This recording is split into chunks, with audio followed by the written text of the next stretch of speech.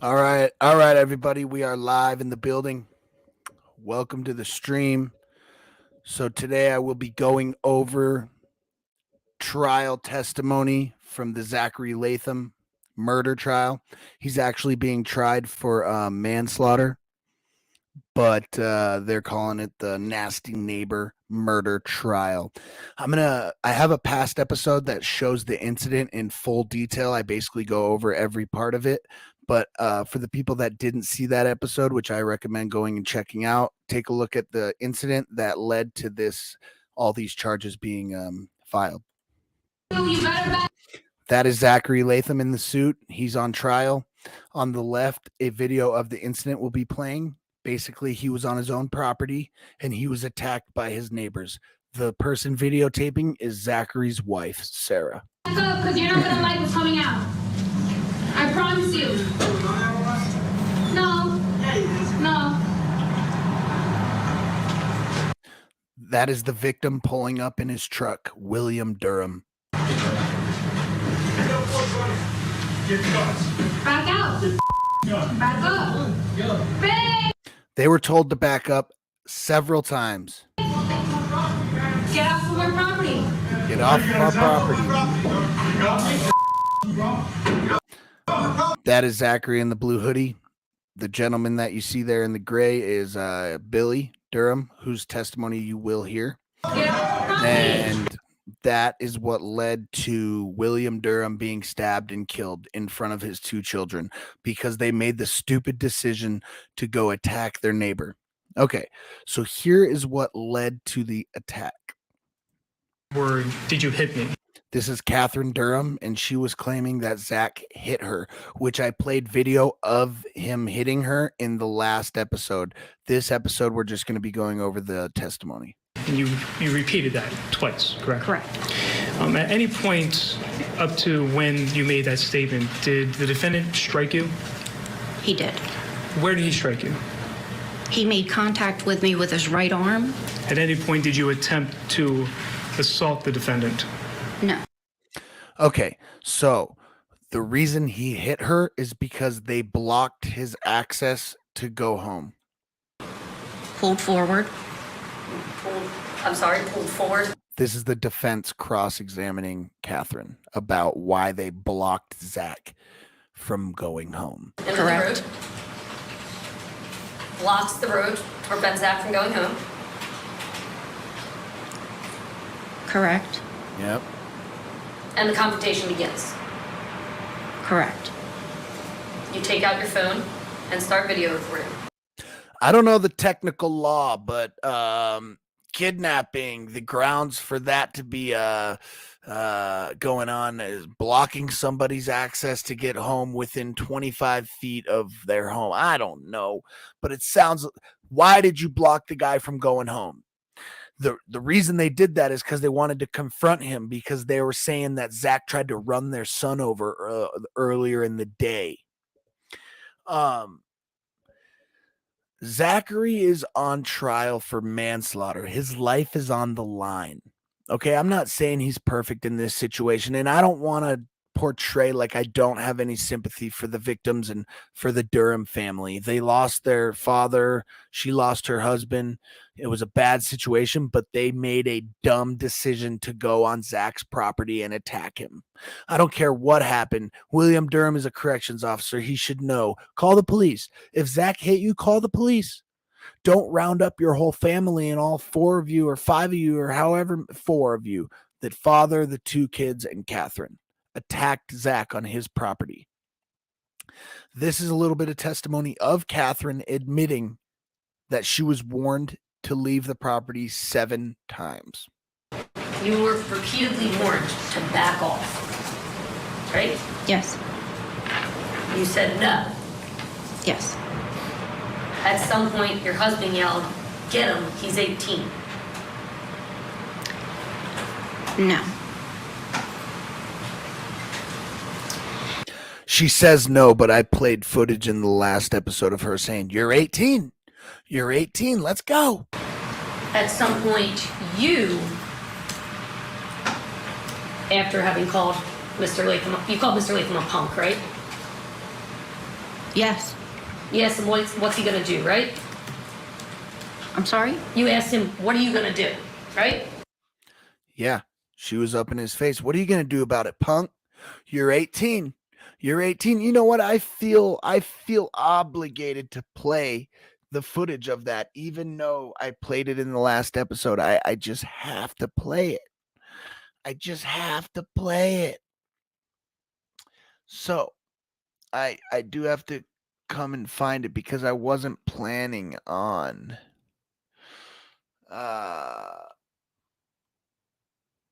anyways, all right, I'm just gonna skip that. We'll go to that later.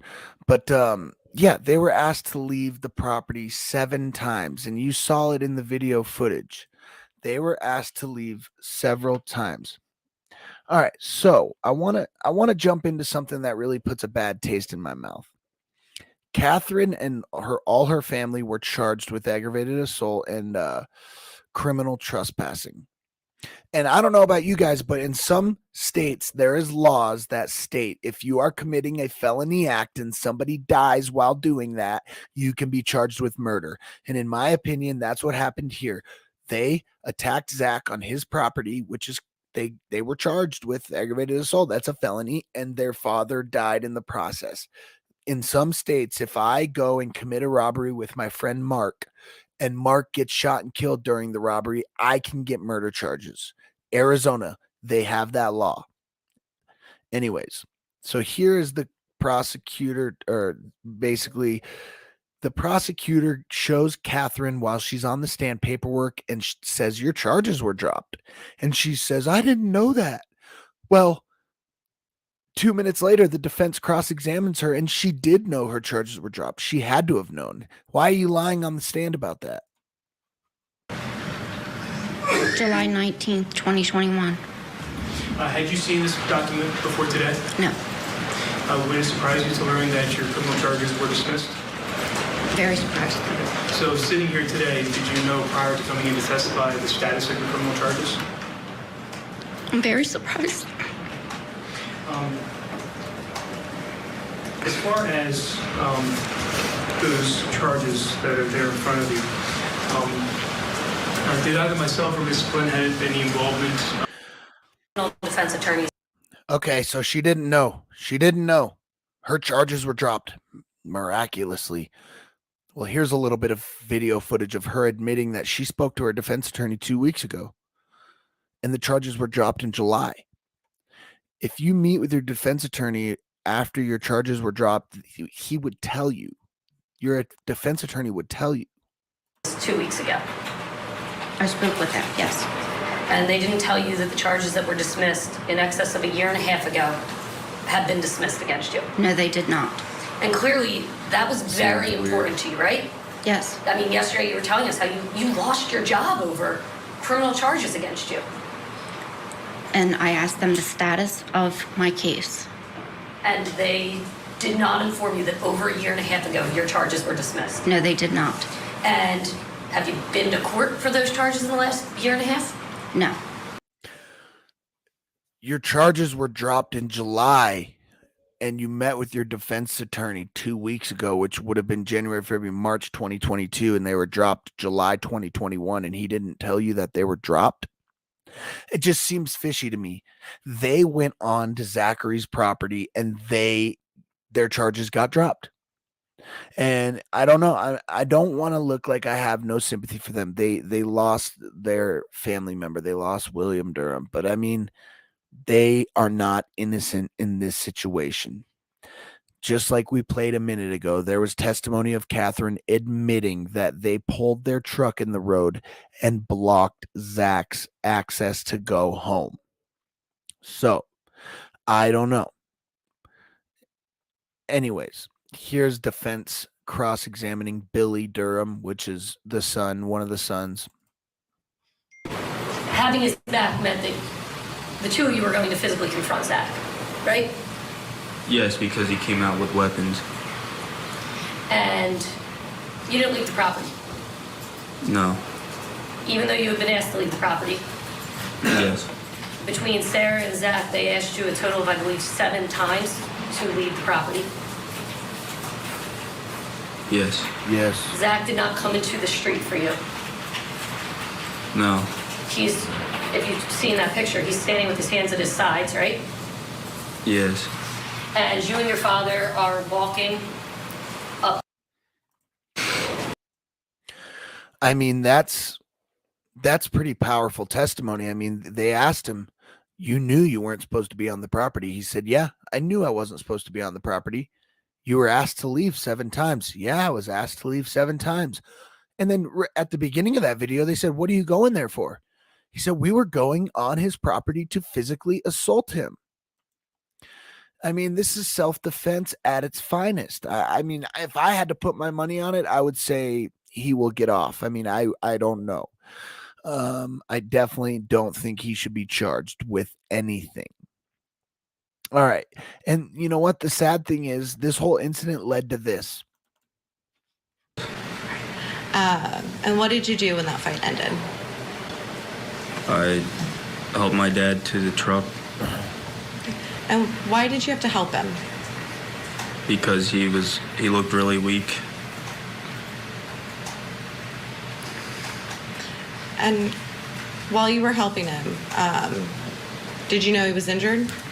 Yes. And how did you think he was injured at that point? I thought his arm was just cut really bad. Were you aware of any other injuries? No.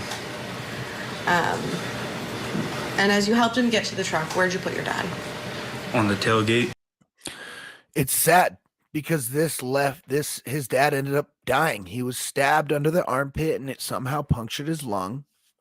And as you saw in the last video, the medical examiner said it went about 5.5 to 6 inches into his body in total, 2.5 inches into his lung. And he bled out and died. They were saying something around along the lines of he only had a half cup of blood left in his body.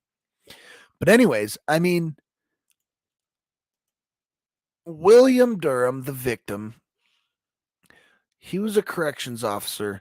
If Zachary hit his wife, he should have called the police. He should have friends that are involved in law enforcement. Call them. Don't get a little tipsy and go attack your neighbor, because it was proven in my last video that William's blood alcohol content was 0.10, and he pulled up driving his truck. So, I mean, he pulled up drunk driving. I mean, that's illegally drunk in most states. Here's a little bit of testimony of Billy on the stand. The defense is cross-examining him, and he's kind of going over what's going on, and you can see a picture of the incident of the bloody scene. Dad, Zach, and As you can see there, the bloody arm, that would be William Durham Sr. The gentleman that's speaking right now is Billy Durham, the victim's son. Also goes by William Durham Jr. someone else. Can you point to where you are in this photo? I'm Okay. In his garage. They are in Zach's garage, which is an extension of his house. And where's Gage? up here, Where's your dad? right there. And who's on the ground with you? Zach and someone else. Well, you don't know names. Who did you know that person to be at that point? What was his relation to the people there? He was Zach's friend. And is that the scene that you described? Yeah. And looking at whoever the defendant's friend is, how is he grabbing you? By my neck. Sad situation all around. I mean, sad situation all around. This kid lost his dad. It's devastating. His dad shouldn't have brought him into that situation. He should have known better, and now the whole family was ripped apart. Honestly, I have very short-term memory. I can't even remember if I went over the Catherine's charges being dropped. I believe I have, so I'm not going to go there. If I forgot, somebody let me know in the chat. But also, so Billy Durham there was a sequester order in this whole case. No one was supposed to talk to each other. They're all family members, so you're gonna break it. I don't know how you follow a sequester order when your whole family's involved in a murder trial. But basically, what it meant is they are not supposed to talk to each other about their testimony. None of them were supposed to hear any of the other one's testimony. So Billy was not supposed to hear his brother Gage's testimony.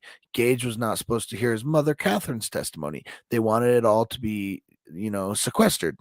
But basically, Billy broke the sequester order.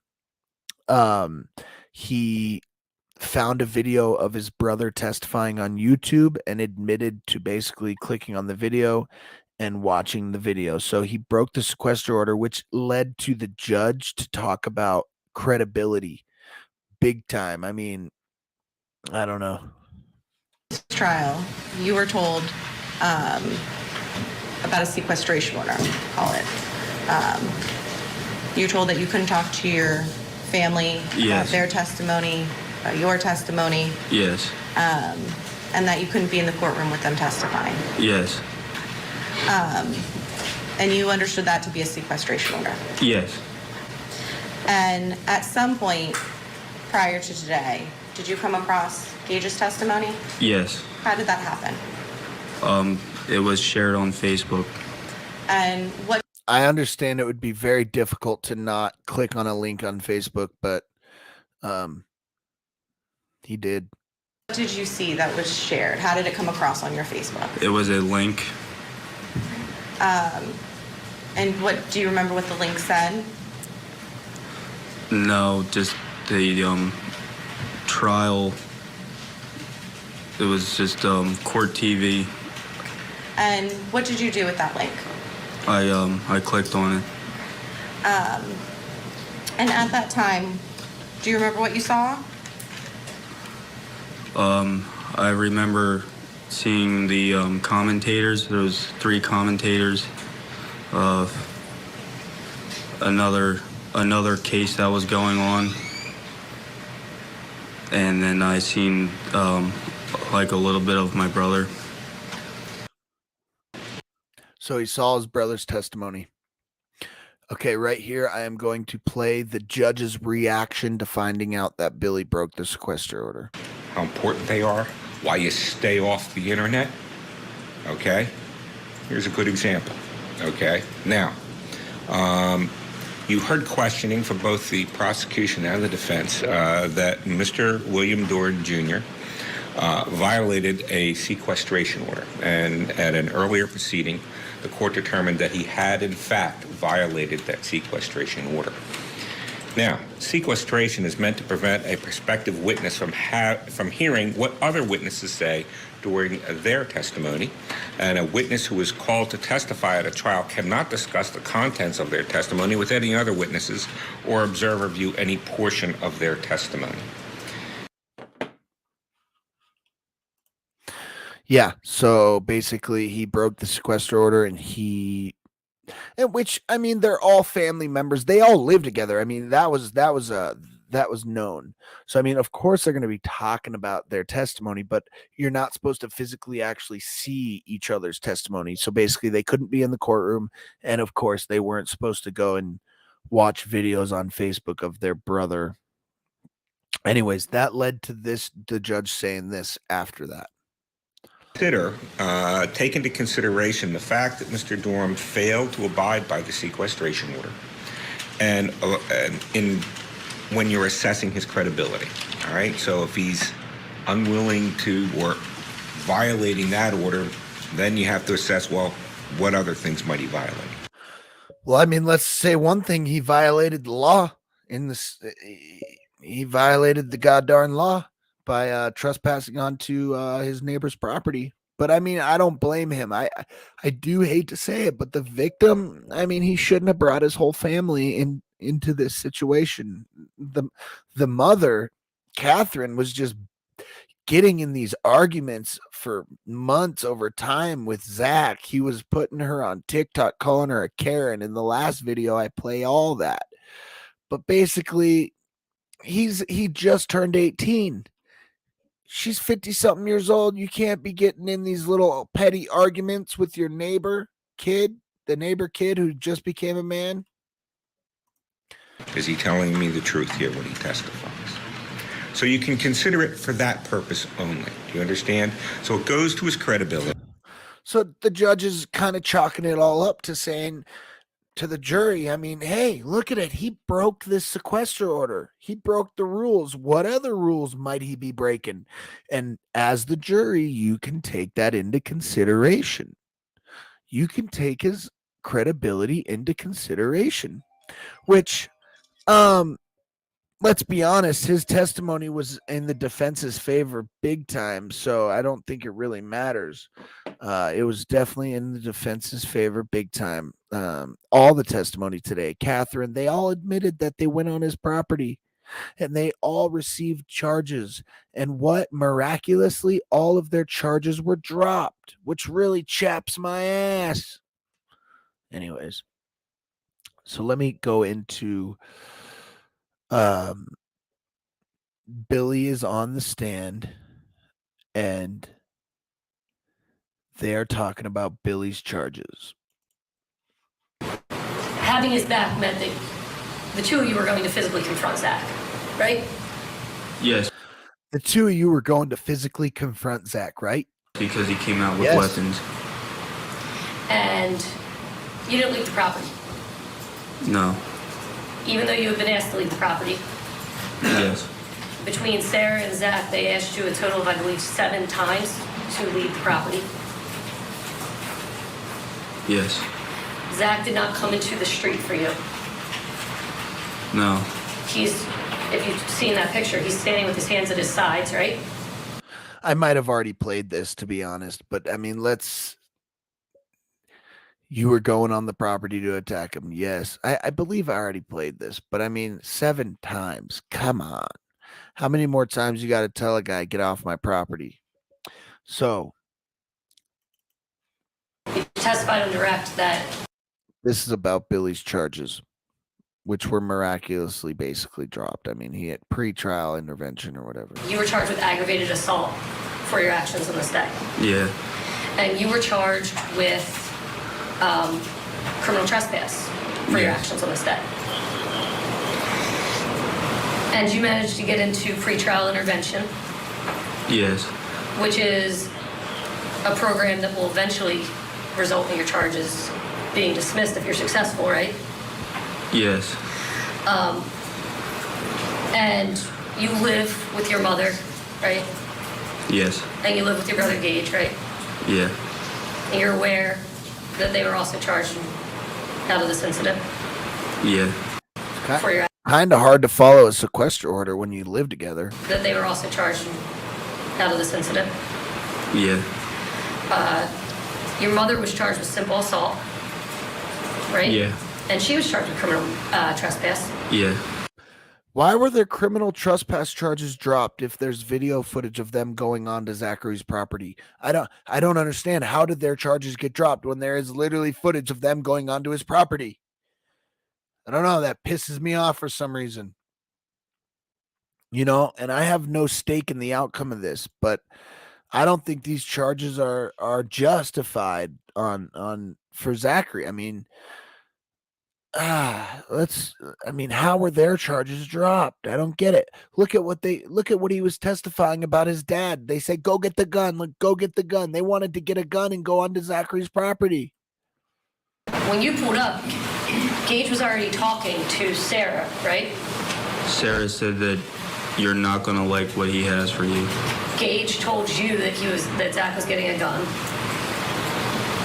Gage said that. I don't know if that was to me. Okay.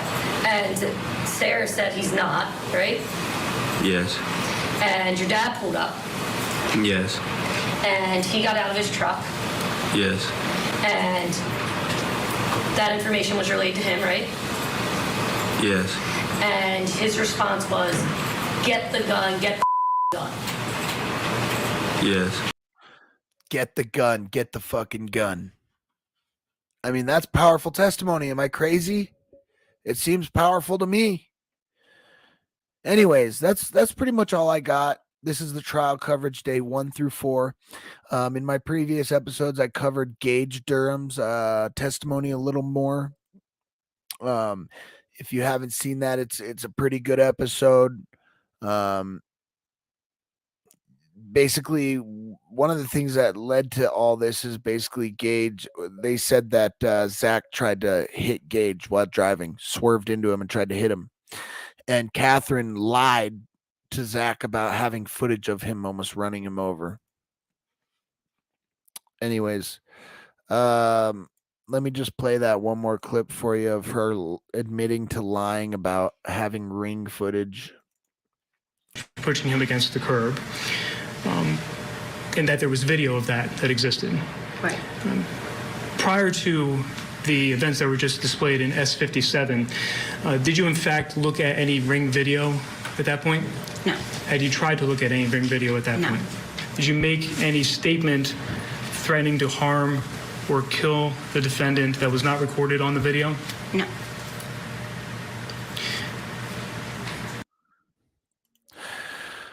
Anyways, all right. So thank you for tuning in. I do appreciate everybody. Subscribe to the channel, like the videos. There will be more to come. This is just the beginning of what I have coming for this trial. I hope you enjoyed it. Have a wonderful day.